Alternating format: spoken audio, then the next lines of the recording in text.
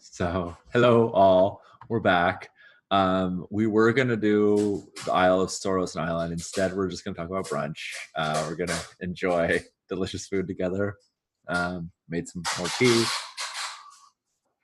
Oh yeah, it's good times. No, we'll do it. There's although there's a port at Soros, there are no other ships. You're it.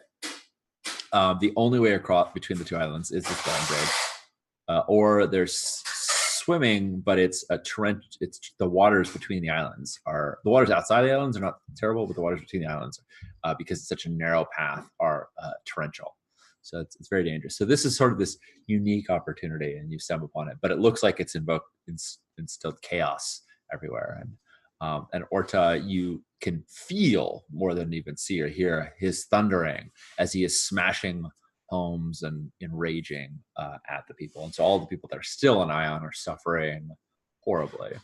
As the people see you, they ask your help, and some individuals stand out, but it is up to you to decide what you're going to do. So can I reveal anything more about the island, or are you ready to take some action?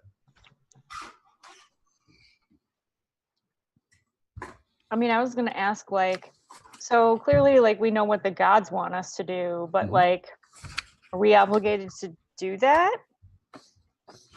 Can we free all of the indentured servitude people and give a big old middle finger to Zeus? Yeah. So it just depends. Do you want them to? So there's two downsides to defying the gods. One of them is that they will make your journey more difficult, right? So you have your own personal, instead of gaining their favor, you'll gain their ire. So when we look back at the vault of heavens, they will not light up the constellations for you. Instead, they will interfere with you. That's a personal reason, and that's you can accept that. But also, the gods deprive the people. When the gods are capricious, they deprive people of their needed strengths. So right now, the island is missing both integrity and authority. It's chaos, and people are being terrible to one another. So if the gods can be ameliorated in some way, they can restore these strengths to the people. If not, you'll leave the people without. And even though you might find a temporal solution, they'll still lack divine providence. But you can find another god that you like, hey, forget Demeter and Zeus. We're going to get Artemis on our side, or Hades on our side. You can invoke another god to try and win their favor, do something that they like. Or you could just leave it to the humans to figure stuff out on their own. So yes, all those options are totally open to you. The gods generally want dickish things because they're generally dicks. So serving them blindly is a difficult moral decision to make. Gotcha. Yeah. King is. I could try to, ask somebody about that. One of these random passerbys or whatever. I didn't hear the very first about that. What was that again? Sorry. I wanted to ask the random passersby, kind of stop for a moment, let my hair flow after the Zeus tantrum, and get my hair back into where it's supposed to be. And then as these random passersby are coming on, where is the king? So that's what I want to know. All right, yeah, awesome. And are you looking for one of the Ionians that are sort of fleeing in, or one of the Sorosans that are trying to they're like slamming their doors and trying to protect themselves? Yeah, probably one of the Ionians who's just these random run around people. Great. So there is a grandmother who carries with her a bundle of yarn. It seems to be the only possession that she took with her from Ios, and she has all the implements of weaving, and she looks at you with old but very clear eyes. There's much weariness, but there's also great understanding and clarity in her. And she says, um, child of Athena, um, Xanthi, the king hides in his keep, afraid of that his edicts are unheard. He is a weakling who has never faced true challenge, and now is too cowardly to either uh, command his soldiers to send us back, or to command his soldiers to rebuff us, or to welcome us into his home, while the king contemplates his people. All the people suffer.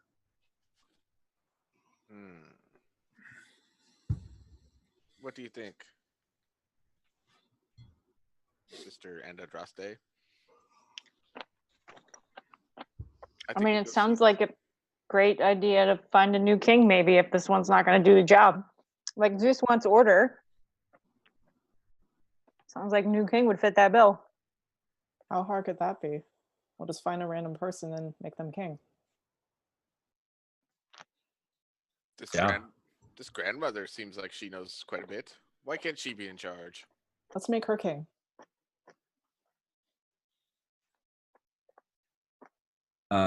Yeah. So Talia, the grandmother, did not have any aspirations for rulership. But she is a renowned weaver of Agon. That's what we know about her so far. But that seems like good qualifications for kingdom. I mean, I kind of want to ask her, like, there's got to be some hero of the people, right? Because there's always a hero of the people. Yeah. Usually a young person. I'd be super jazzed if it was a young woman rather than a young man. But yeah, she says, "Oh, you must speak of Commander Tyla, the king's daughter." Yes, that's exactly who I'm speaking of. Who we're talking about. Yes. She is a woman of great integrity. She is steel-eyed and young. And though a princess, she is the commander of the king's soldiers. She guards him, and surely she would take audience with heroes so great as you.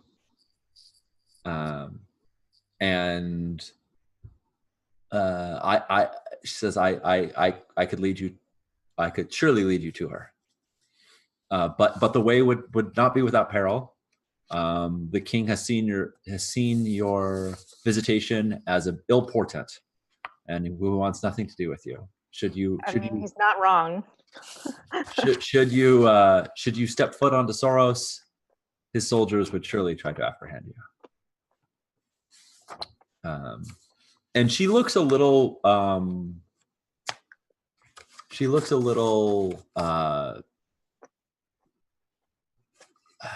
There's a better word than sad, but there's a part of her that hurts for the fact that your goal is to pursue restoring a new king while all of her people suffer on Ios, right? Like there's a rampaging giant, like killing people and tormenting folks. Oh, I haven't forgotten about the giant. And so she's like, yes, this political thing is important, but I have like a more urgent need. But that's all just conveyed in her like sorrowful eyes. She doesn't say it with words. It's just she looks over her shoulder. Yeah, in fact, like I kind of think that either we can split up and one or two of us can go visit the king and one or two of us can handle the giant thing, because both are problems that need to be addressed. Mm-hmm. And in the splitting up is totally fine, but in the spirit of Agon, like you can both set out for this, and then when the confrontation happens, everybody can be everywhere in this like, weird plot, like as it serves the plot, time-space continuum sort of thing. So like you could split up now, but then later show up in each other's scenes, and that's totally fine too. Because that's how heroes do. That's how heroes do, right? They just like, you ostensibly have been doing something for hours, or days or weeks or whatever, but you just show up when needed. Yeah, cool. So, the leader. That's an important thing. Whoever has the lowest glory when you arrive at an island is considered to be the least concerned with their own personal valor, and therefore the most concerned with their companions, and therefore is the leader. So, Xanthi, no, not Xanthi, Lycos, I believe you are the leader. Oh, hey. Yes. So you call the shots. Anyone can spend an oath to take over as leader for a moment. Like they can be like, Xanthi, you owe me one. We're going to do what I want. That's one of the use of an oath. Okay. But until they do that, you are calling the shots. So what would you like to do? You can say, we're all going to go overthrow this king. We're all going to go fight this giant. We're going to split up. Well, we're here for now, so we might as well get rid of the giant, right? Sure. The giant is technically on the other island, but again, your ability to cross the islands, you have a ship, the bridge is open. You definitely, you can go anywhere you like. Yeah, I feel like if we get rid of the giant, we might get some attention, and then people will be like, hey, let's bring you to the king. Yeah. Lycos, there are 3 of us, and there are 3 things we have so far, right? We have the king who needs to come out and make a decision. Mm-hmm. We have Commander Tyla, who just seems like she could possibly just run this joint. And then we've got this giant. There are 3 of us. There are 3 problems. Oh god, that sounds like a terrible idea, splitting up. You think so? I don't know. I think it's a great idea, but of course it's your call. Okay, Xanthi. Well, I'm making the shots right now, so you can be a good little sibling and just follow my lead. I'm always a good little sibling, aren't I? And I just feel like, Xanthi, like you got like this beatboxing group of chorus behind you that like when you say things like that, they're like, oh, it's a good sibling, right? Like they reiterate the last couple of things you said. And they're just sort of like, sorry, I've been watching a lot of the Goldbergs and the JTP, which is the posse of one of the characters that are like always reiterating what he says, coming to mind. So heck yeah, I have those people. Yeah, so I feel like they like echo the last thing you said. Yeah. For good or ill, they may also be embarrassing at times. That's sort of the price of having a posse. But because our friend Auntie here said that the king sees us coming as an ill omen, but I'm sure I could convince him to see me and grant me an audience because it's me. Okay, Xanthi, if you want to go so badly, then you can go. But Adrasta, you and I were hanging out here and we're getting rid of that giant. See? Nice. Awesome. Cool. I'll help you go get the giant. Wonderful.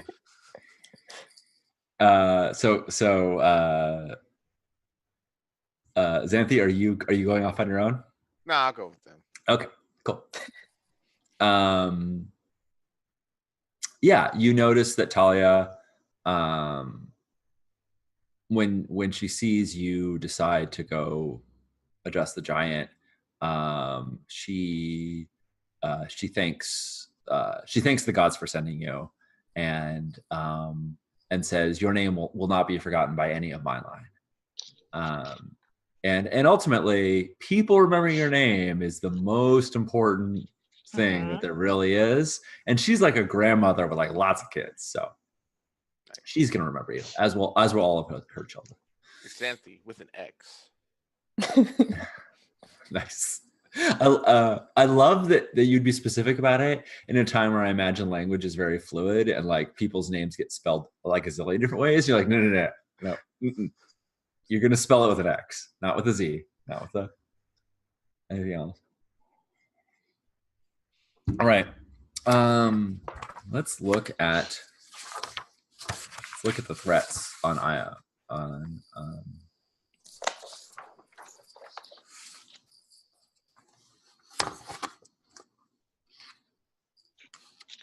Okay.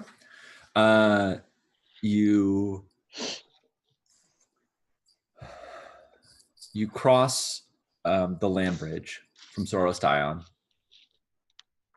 and you see there was obviously like some sort of rush on the gate because like the gate is broken open. It looks like it's been bashed by primitive weapons and that there's like a sign of some sort of conflict. But that the actual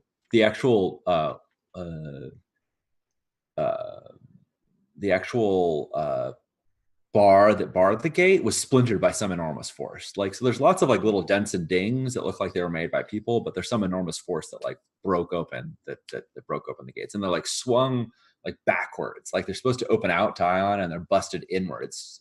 So they like without repair, they'll never actually function as they're supposed to. And you see along the way as you go that the traffic is heading opposite of you. And there are people in various states of need. So there's somebody with a cart that has been stuck in the mud, and and it's overturned, and they're like heaving and pushing and trying to try and get it out. And they have a few of their younger children who they're like directing to like pull on the donkey's reins to like, get the donkey to go, and the kids are yanking on it, trying while the parents are like both sort of pushing the wheel up and trying to get it out. When you encounter these sort of toils of mortals, how do your heroes fare? Do you pass by and leave them to their own devices? Do you aid them? Do you mock them? I could see any of these possibilities. Depends on what Lycos is doing. I aid them. Like I'll pick up, the cart or whatever. Yeah. Nice. Cool. So most of these are trivial. Your aid is you're able to easily assist them in their establishing, and of course they thank you, but they know your names, but they are not people worthy of names. They will not be remembered generations. Until you reach a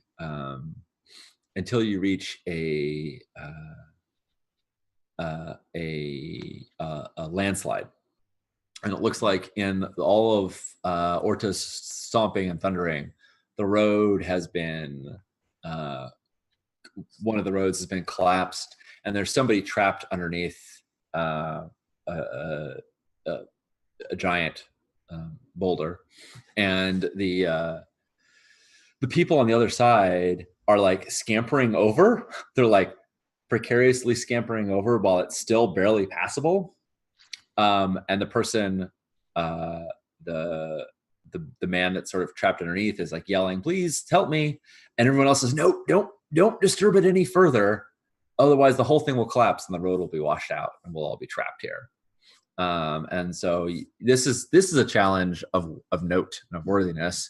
Again, you could still choose to just like be like, "Meh, whatever. We're heroes. We're gonna go do our own thing." But it looks like the entire thing is going to wash out, and the man will be crushed. The people will be left unable to cross and be trapped, and yet they beg you to take no action because any disturbance will just make the landslide even worse. If you wish to aid these folks, I'm going to call for a challenge of craft and reason to undo this, or again, let them toil away. Well, if they don't want us to help, I'm going to help. Yeah, they don't want you to help because they're afraid any disturbance will make it worse. Yeah, but I don't think that they properly understand our strength and ingenuity in this situation. I mean, they weren't in the war. They didn't see your feat. Right. I've got a pot. You've got a pot, right? It's a really well painted pot. Did you take it home? Do you still carry it? You're like, "This is my pot." One of the guys have it, yeah. I drink wine out of this pot all the time. Also, I feel like if we don't do anything, it's going to wash out anyway. So even if we make it wash out and then fix it, they're still better off than if we did nothing. Right. Yeah. Cool. You're probably right. All right. Sounds good. So who's going to compete in this contest? Are all of you going to I am. I'm gonna stand off to the side. I'm scared that my drizzle's gonna make it worse. That's fair. That's a fair point. Yes. Yeah. Thank you. Yeah. I mean, it has been storming. A lot of this is because of it doing that. Great. And of course, Orta is making this worse by every once in a while as you get a little closer, you're like, cool, we got something steady. You feel a thundering shake and the rocks keep shifting. So we're gonna say you're going to be rolling against Orta's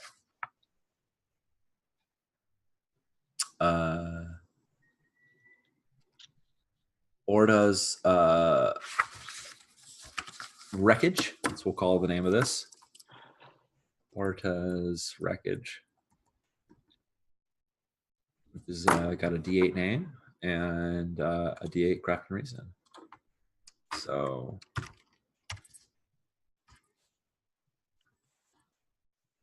and yeah, there's plenty of people here whose lives are sort of at stake, just, you know, for funsies.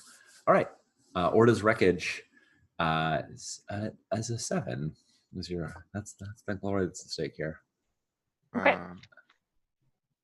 How will each of you approach this? It's like a Tetris game. It's like a reverse Tetris game. It's like how do you unpeel it without everything just pouring down and collapsing people? And you know, there's that guy that might die too. Right. And the monster who at any point could, like, you know, bump the table and all the Jenga bricks fall down. Yeah, exactly. And we have to wait, wrong game. Then you have to guess. I mean, maybe all Orta needs. I mean, yeah, it's true. Maybe you should go seduce Orta. Yeah. And we'll be good. Then Orta will help us fix the landslide. He's got big hands. Yeah, I'm gonna dive into the reverse Tetris thing, right? Yeah. This is my jam. And I think as villagers try to come up to me and ask me, I just sort of like wave them away and shush them. Because again, like, it takes me a while to assess the situation, and I'm also trying to take into account Orta and the sort of stochastic events of what's happening there. Yeah. So you're like timing it. You're like waiting for another. Yeah. Like another shake so that you can like get something loose that was stuck before. Nice. I like it. Very cunning. So I have my craft and reason is marked with hubris. Right. So what does that mean? So using a trait marked in hubris means that it's like you've already been called out in the poem for your craft and reason. So to use it again inflicts sort of world weariness in you. So you're just gonna mark your pathos up. You're gonna check the first pathos box. When your pathos goes up to D12, 2 things happen. One, you suffer agony, you suffer some horrible blow. You recover from it because you're great heroes, but we describe you being affected by it. And 2, your fate goes up. And in fact, that was a thing I forgot to do. Since you're all demigods, fill in the first 4 boxes of your fate down in the lower left-hand corner. Your story is shorter than that of immortals. Every time when your fate reaches the end, your story is over, and we determine how great your name is, how much you've done in the time you have. But for now, take some pathos. Pathos can be brought into a roll as well by spending 2 divine favor. So as you get more and more beat up, you can also use that strength. You can use that suffering to grant you strength. Okay. So it's good. Okay, so I'm going to use my name. I'm going to use my craft and reason, which is a D8, and I'm going to use my cunning. Seems very fitting. Our squiggly bracket, D6 plus 2D8, another squiggly bracket, and keep 1. I think that's correct. So I got a 7. You got a 7, which hits the target. You have succeeded. Okay. You did also get a 6 and a D6. You could explode if you need to, but you can let it sit with that. All right, Xanthi. Yeah, so Xanthi stands on top of like a big rock that's there, and like is able to gracefully get up this boulder somehow. Yeah, I think even with the shifting, Xanthi just sort of moves fluidly through the chaos, unaffected by it. Right. And then I look at all these people, and I have I don't raise my voice, but the voice carries. Mm-hmm. And I say, people, you must stop walking across this thing while we're trying to take it apart.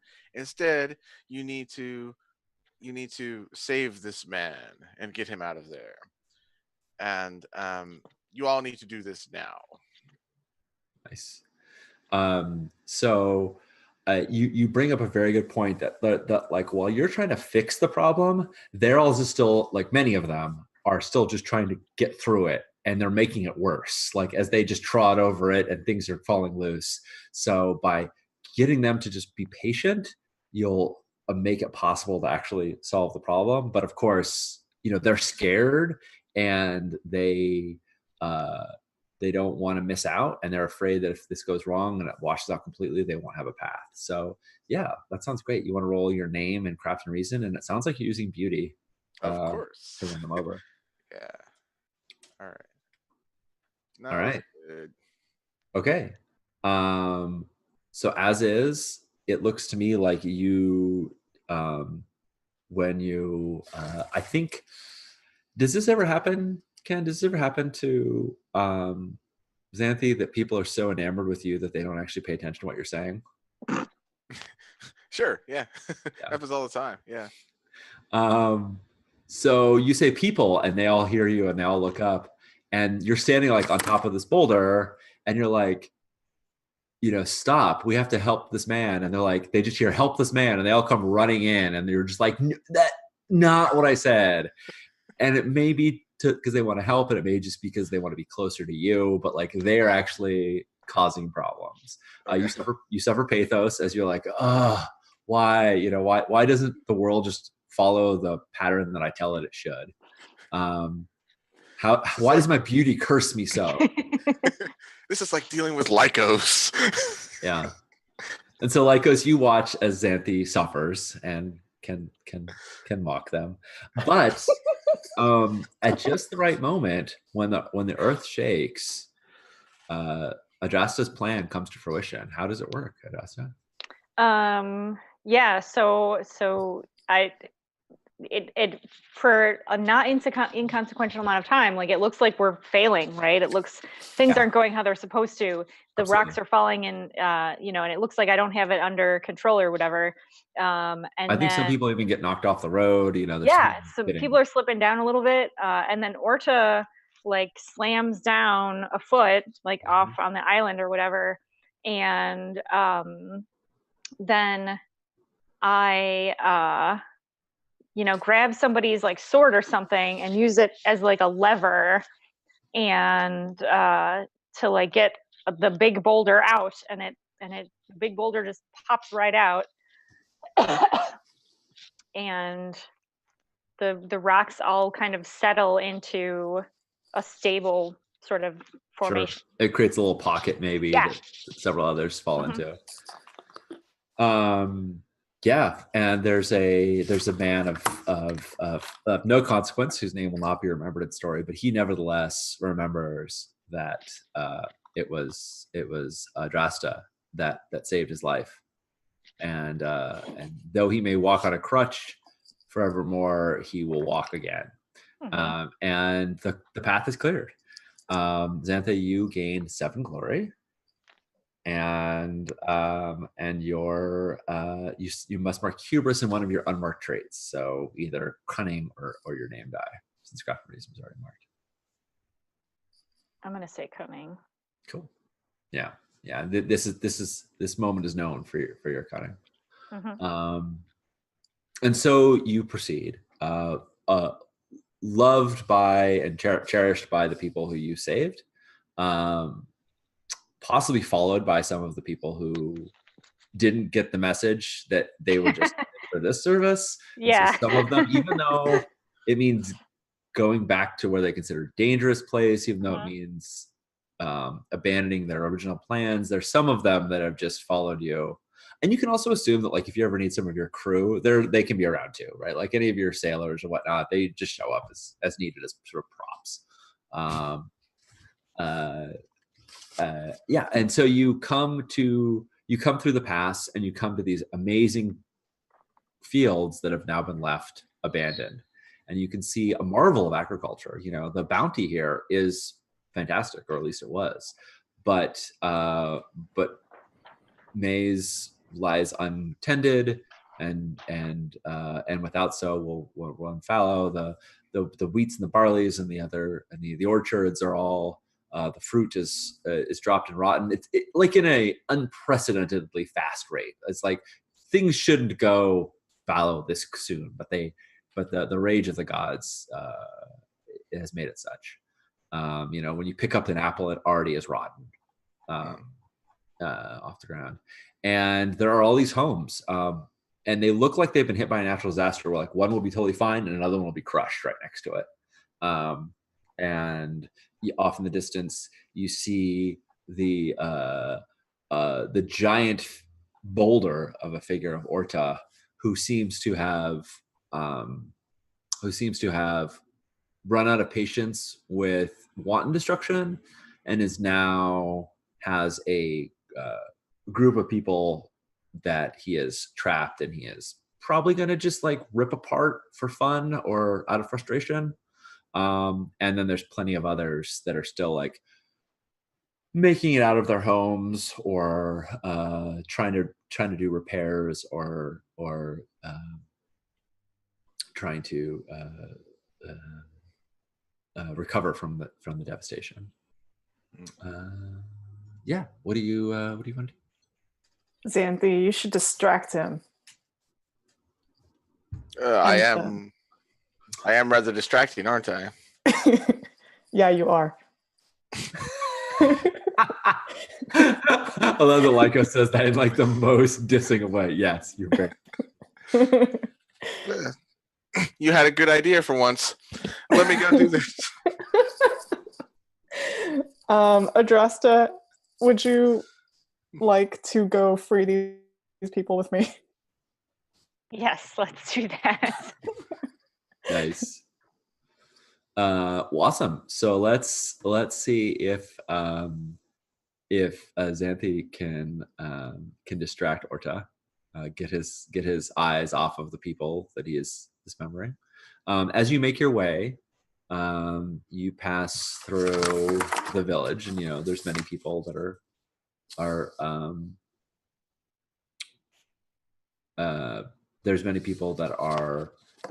clearly in a state of wanting. Like, for all the agricultural bounty that they have, they actually receive very little of it. So even before all this happened, you could tell that they didn't live they weren't well taken care of. And as you hear their laments, you also learn of a waterfall where a band of thieves is supposed to live, and you kind of see this off in the distance as well. You know that these thieves have been stealing from the giant, still have bounty presumably, but that's neither here nor there. That's something you could act on if you wish, but it's revealed to you in the stories of the people you pass by. How do you approach Orta? You know, for the moment he's sort of transfixed with the person that he's deciding on, like, eeny meeny miny mo, who am I going to rip off your toe, sort of. Yeah. I just walk up there.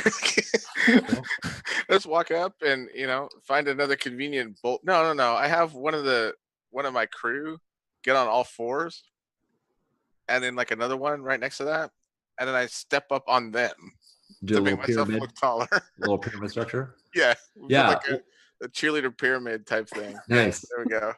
And I stand up. I think if you're willing to, so Orta's sitting down right now. He's sort of sitting like a petulant child with his toys being these villagers.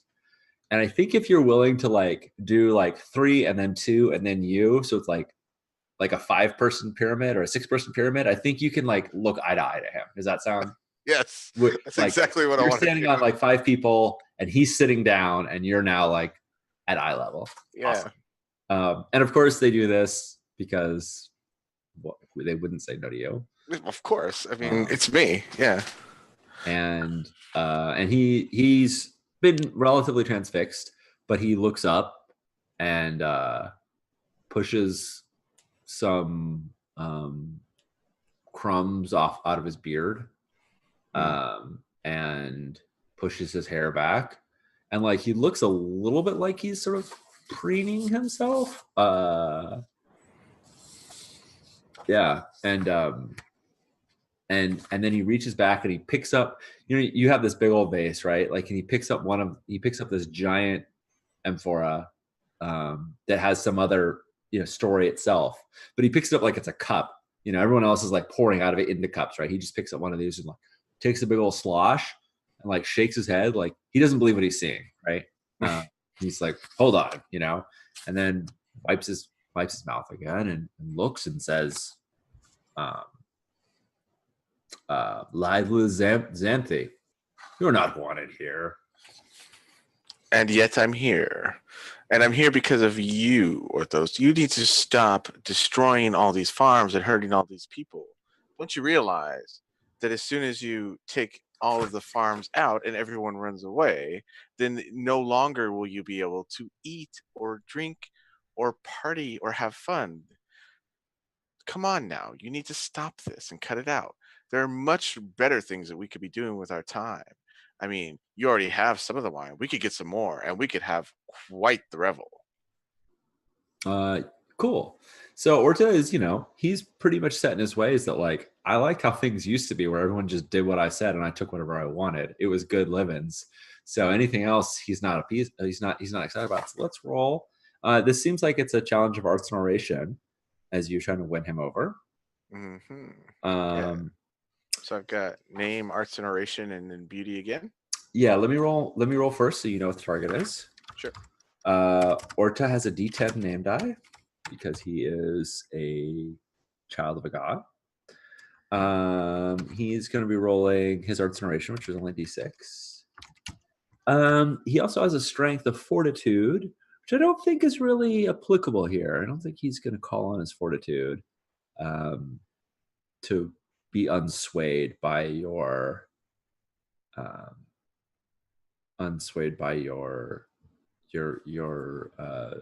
suggestion. So I think we're just gonna roll his arts and oration in his name. All right, and of course I roll 10 because I'm Sean. Sorry everybody, this is life with playing with me as a GM. When I'm rolling as a player, it's amp. When I'm all right, so Orta's will is a 16. No pressure there. And so he says, why work for what is already mine? And looks very annoyed that someone else would call him on his action. But let's see, maybe you win him over. Yeah. All right. Let's find out here. They're gonna be a 16. Okay. Yeah. Ooh. That's on the horizon. Yeah. All right. Have you 1d10.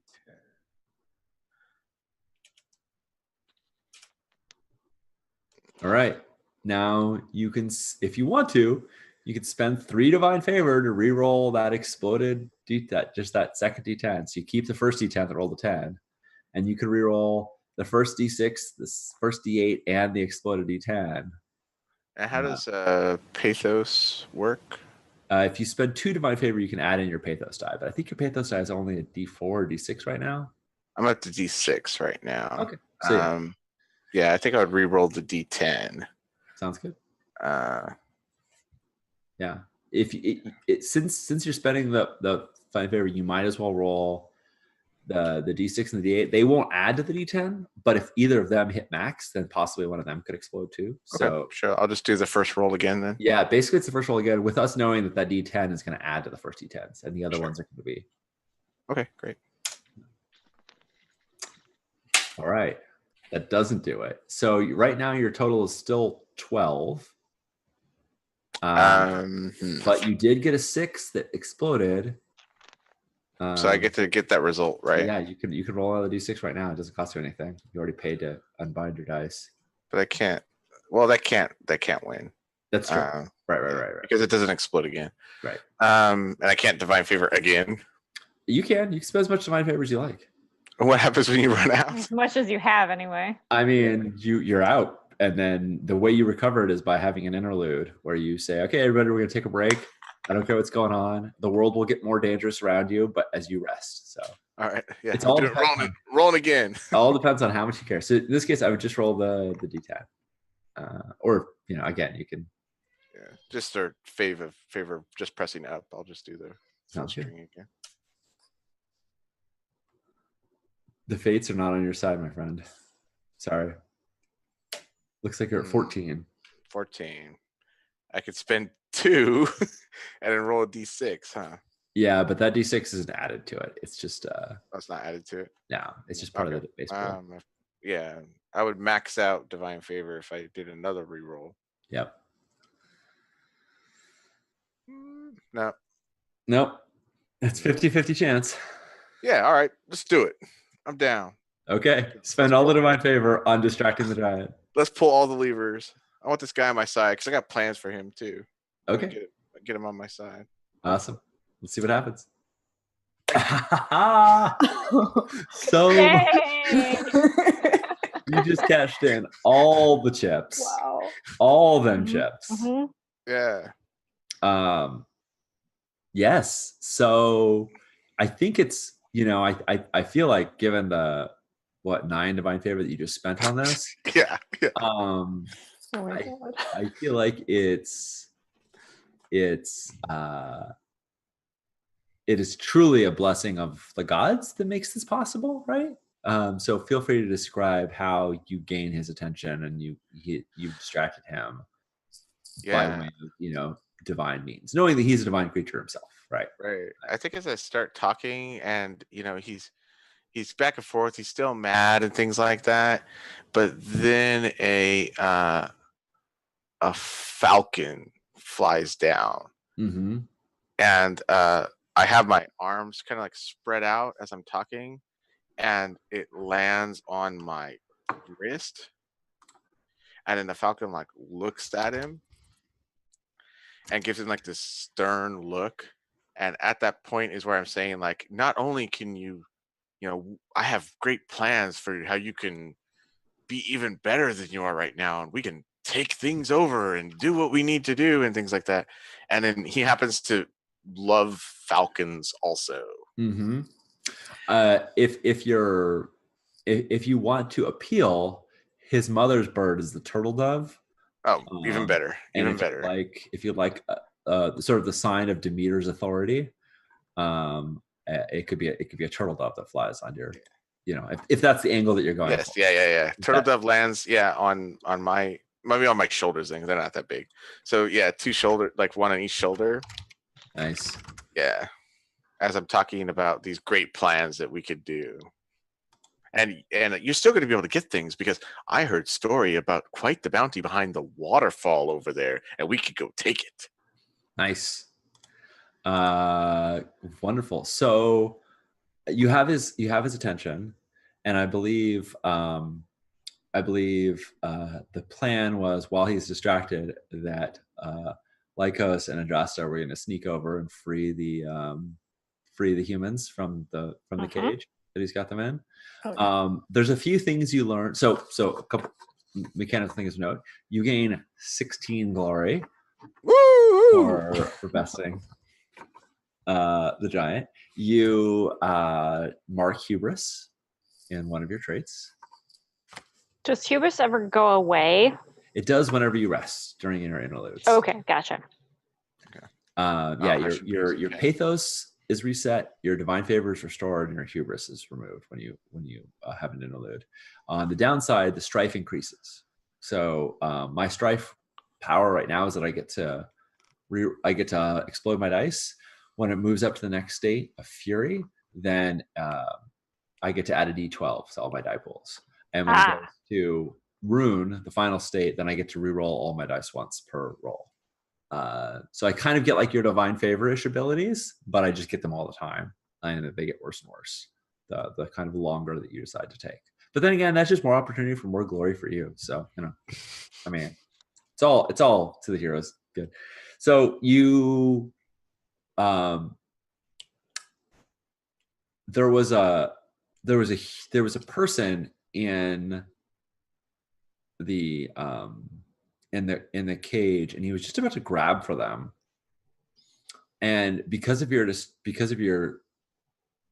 distracting words and proposition and the portents that he sees, instead of grabbing for the person, he grabs for there's a rock that is like he's pinned this cage down on all four corners with like like imagine like the way you hold down like a tent with 10 spikes, and then you might put something heavy on the spike. So like each corner of the cage is like pinned down, and there's like a giant rock on each corner. And he picks up the rock instead of a person because he's not paying attention. And as you talk about, there's wealth behind the caves and we can go take it, he just crushes the rock in his hand and it just shatters like a million pieces. And you can imagine if that was a person, how they would also be crushed by his blow. But thankfully, he's distracted enough that he didn't notice it was a rock. And so on your sheet, Xanthi, right under great deeds and trophies, that you have distracted the giant Orta. And that is a great deed that you've done. And you can now use that or give that to your companions to roll as an advantage in this upcoming attempt to sneak them out. So they can, if you're so willing to, in addition to all the glory and whatnot, you've also aided them in their ability to, sneak the people out because Orta is distracted. So, so cutting over, we see you sneaking along. You pass over the rocks of the waterfall behind you. The water is splashing and spraying, and you also know that behind it are these thieves, and you can, and because you're aware of them, you spot a few of the lookouts that are watching you to seeing what's going to happen, and you kind of make your way around the other side of Orta's camp, and you can.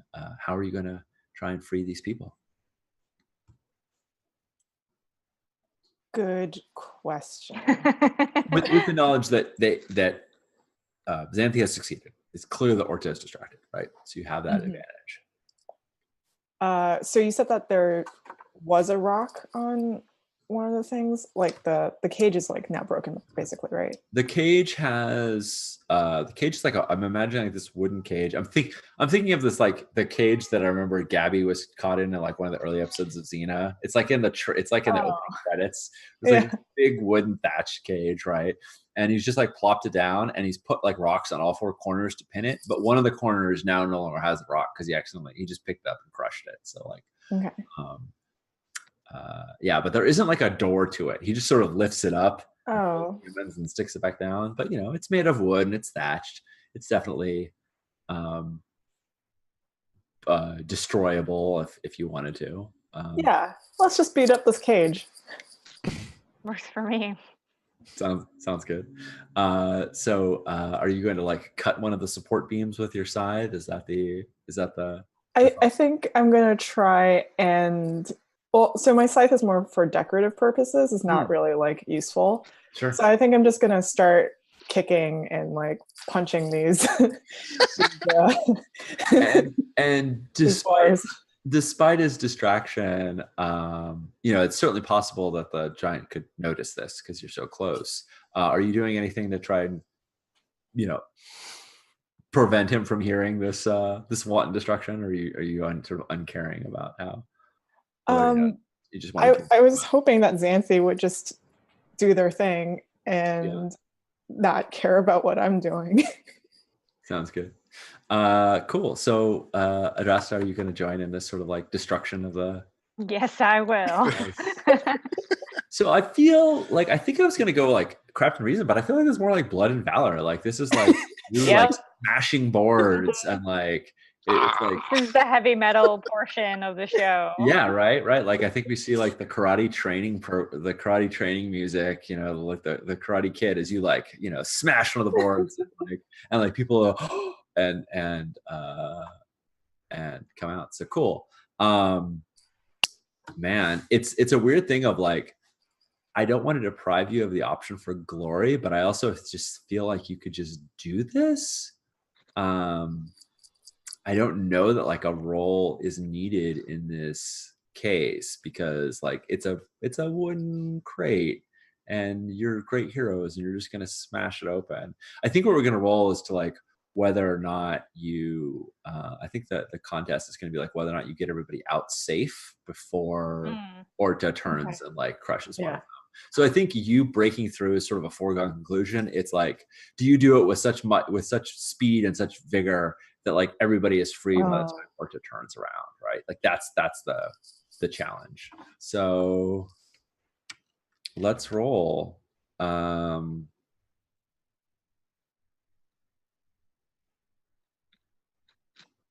think the other benefit that you're getting here is that Orta is not involved in this challenge. It's just Orta's cage. Because Orta is really, really good at blood and valor and really good at smashing people, but he's distracted by other stuff. So let's just roll Orta's cage on this. It's got a D6. It's only got a D6 name and it's got a D8 in blood and valor. It's built sturdily, but it's not meant to withstand the blows of mighty heroes.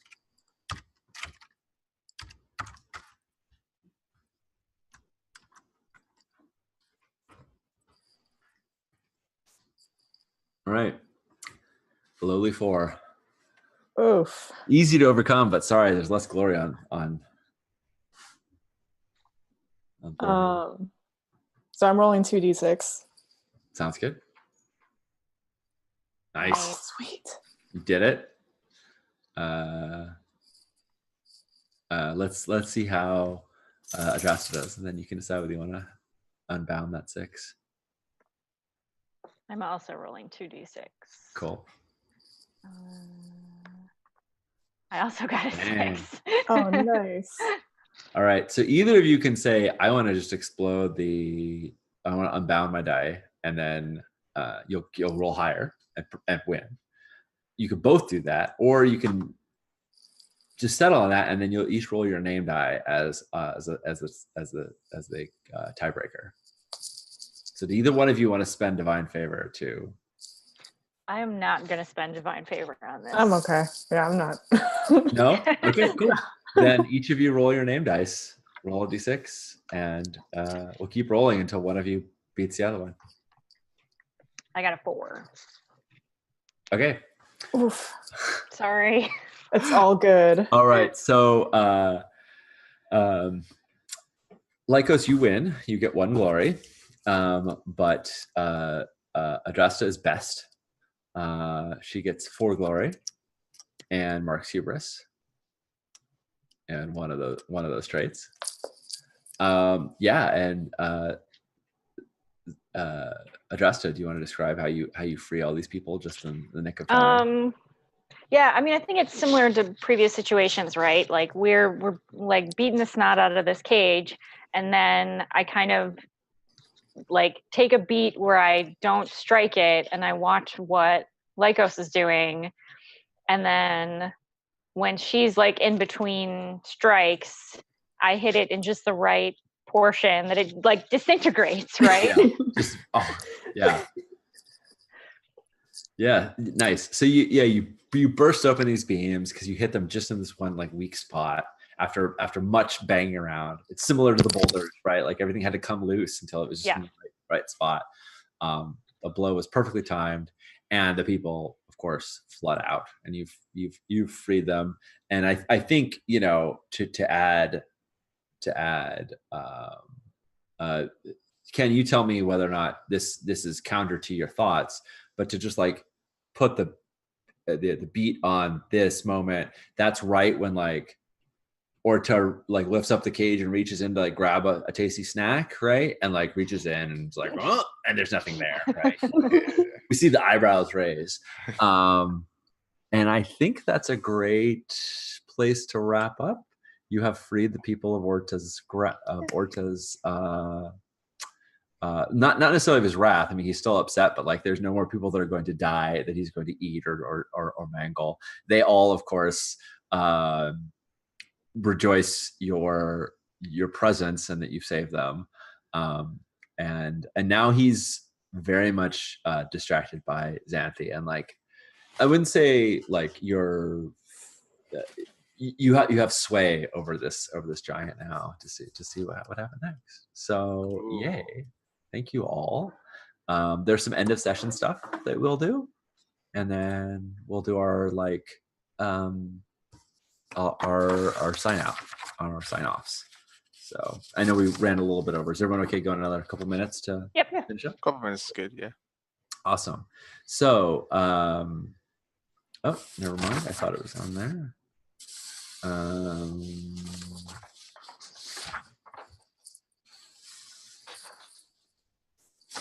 We've changed our sheets around so many times that I don't remember where the end of session things are, but it's okay. I'll find it in the book.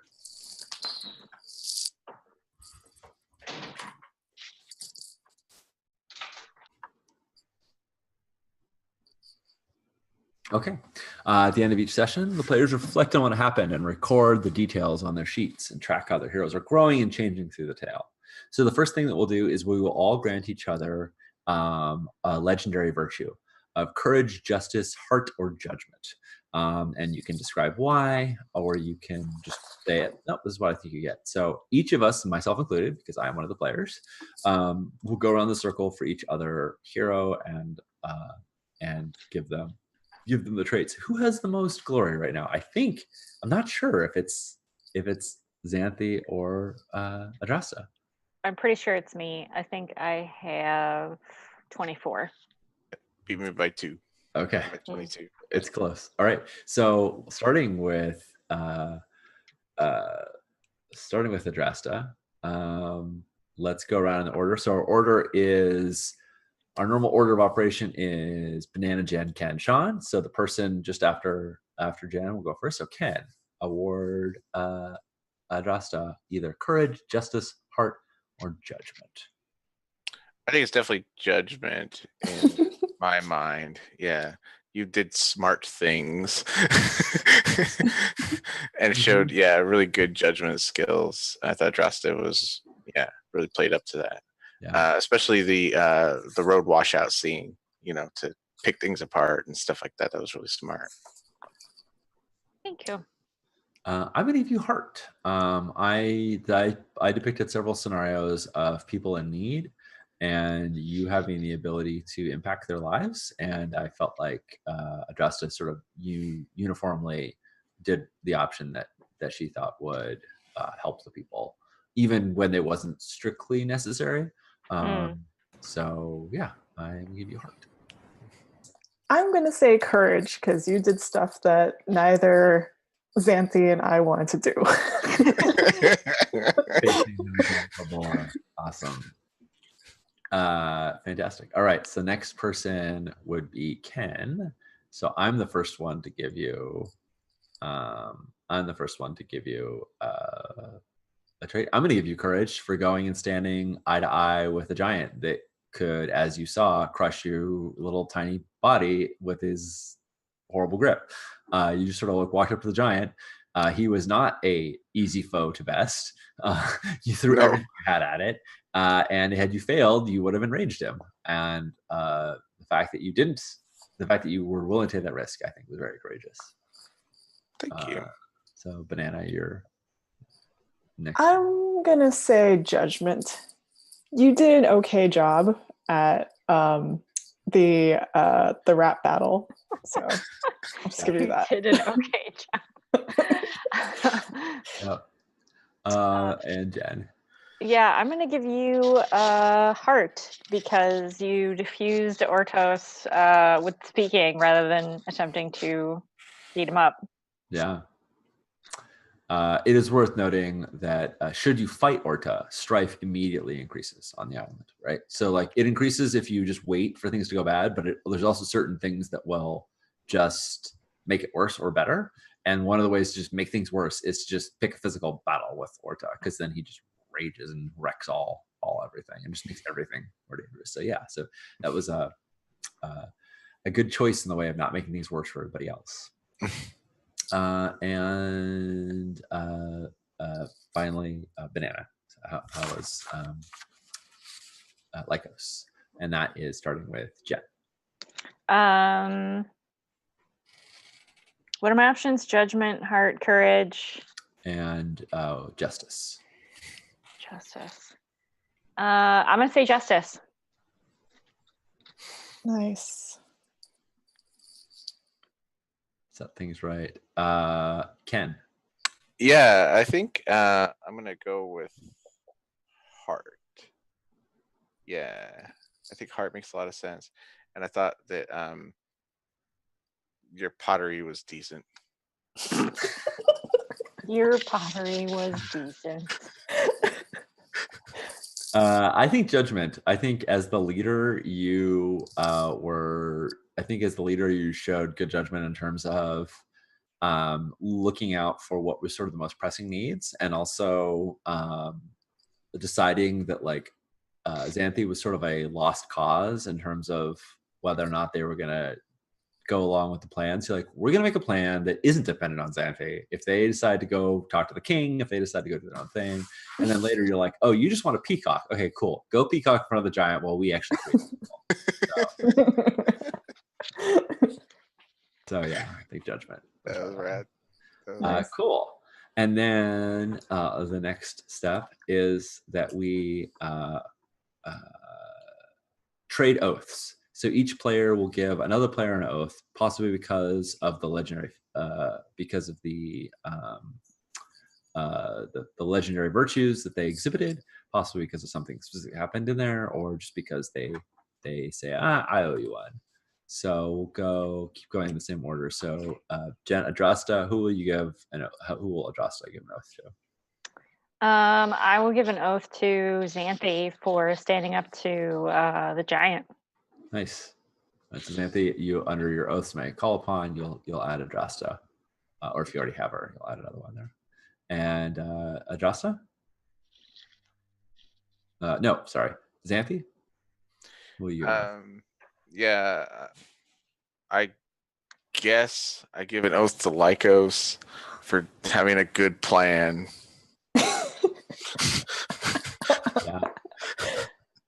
Yeah. All right, Lycos, you'll add Xanthi under your oath, and you, Lycos, who are you giving oath to? I'm going to give an oath to Adrasta because they actually did a lot of good things. Yeah. I mean, legit. All right. After the heroes have lavished each other with praise and made promises of future oaths, each player records a great deed for which the hero will be remembered, and it'll be a trophy. So some great deed. This can be from your achievements. This can be from the island. Anything that you felt like. And we're highly encouraged if we think of things that were memorable to encourage great deeds for other people, so we don't have to do this thing. So I'm going to throw out there that I think Adrasta, that you were the one who defeated the mechanical boar. That felt like a pretty spectacular moment. There was a lot of glory on the stake, but it was also like, this is a terrifying creature, and you found out its weakness and defeated it. So my suggestion. Yeah, Lycos, you may think of better things, but the Xanthi's face on the mechanical bull on the thing, and then the coat at the bottom was pretty cool. Yeah. Your mad pottery skills. That was pretty cool. And there's also a fearsome or notable deed of the island as well. So you'll each give, not each. Well, I will also get one for the island or the achievements, and that I can use later on. So you also pick something that on the island that stood out to you or that was interesting to you, that you want to see come back, essentially. But we still need to give Xanthi their great deed. Yeah, I think defeating the giant. I think that's.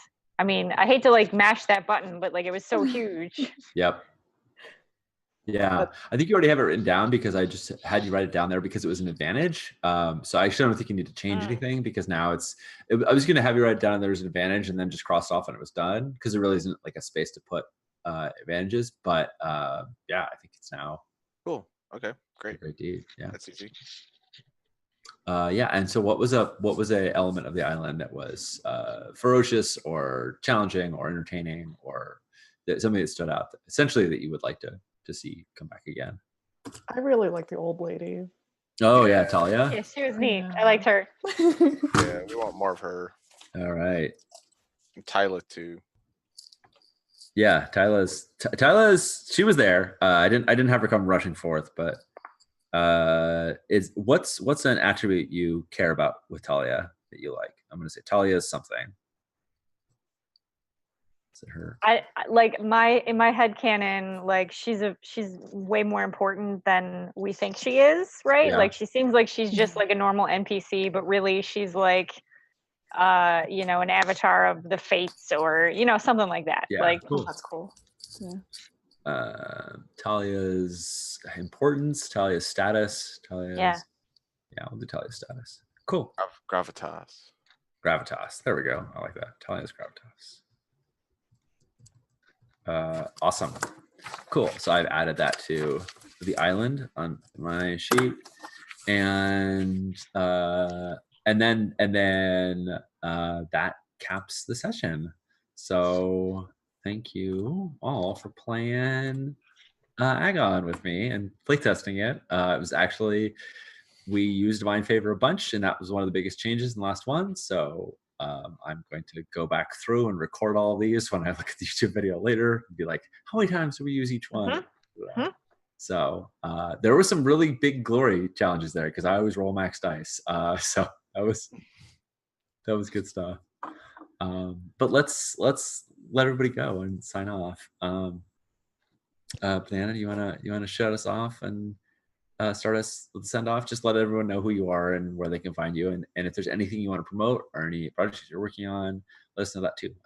I'll put links in chat if you want. Yeah. So I'm Banana Chan. I am the owner of Game and Curry Games, which is a board game publishing company, but I also write role-playing games. Right now, something I would like to promote is Jinkies, the Kickstarter, which I think I'm writing a stretch goal for. And I also wrote a short story for Terror Below, so check that out.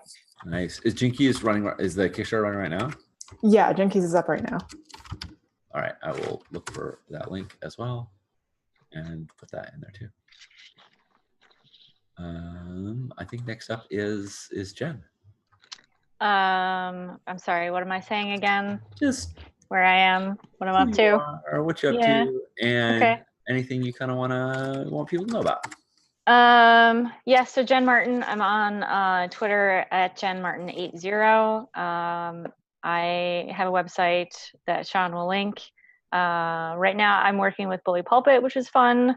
I am doing production coordinator with them, and I'm also the project manager for the Kickstarter for Rosenstrasse, which is going until March 18th. So which has nothing to do with Agon at all, but is a really neat game, and I hope people will check it out. I'm gonna send you that link. Awesome. Yeah. And Ken? Hello, everyone. I'm Ken Davidson. He, him pronouns. I am at KDavidson925 on the Twitters. Promoting.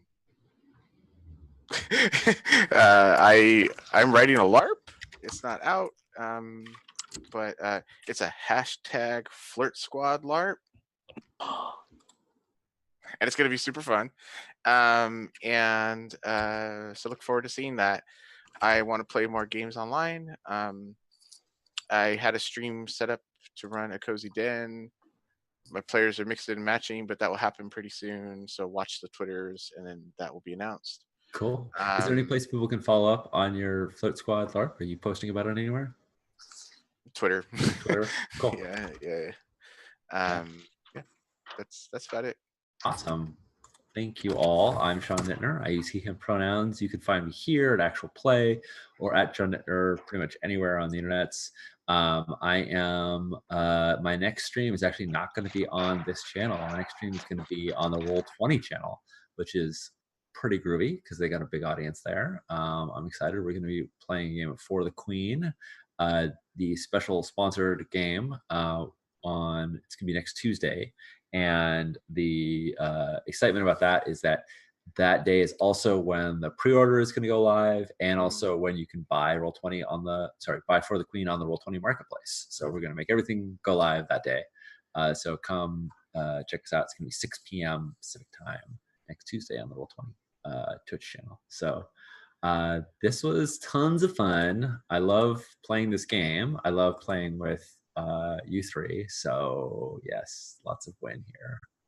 Thank you all. See everybody later.